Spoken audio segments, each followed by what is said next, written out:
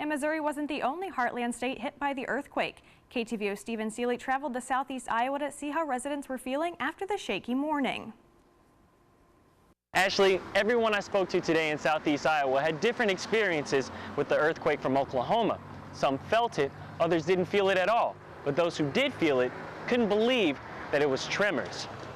In bed this morning, and I thought my husband was moving his foot. The bed was just kind of moving back and forth, and then come to find out later there was an earthquake. Well, I was asleep, and Vicki always gets up a little early, and she was sitting at our kitchen table looking out the window at her birds, drinking her coffee, and all of a sudden the house started shaking.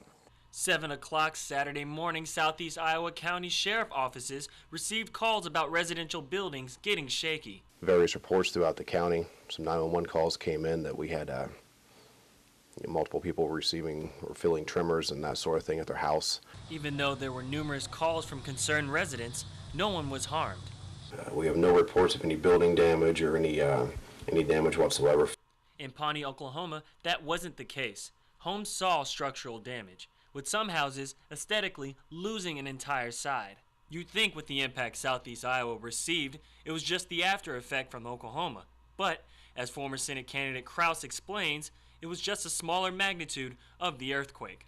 But there's plenty of bedrock between here and Pawnee, and so it just traveled through the bedrock. It's really not an aftershock. It is the initial shock. It just takes a while for it to get here because it has to travel about 500 miles to get to Fairfield. Reporting in southeast Iowa, Stephen Seeley, KTVO News.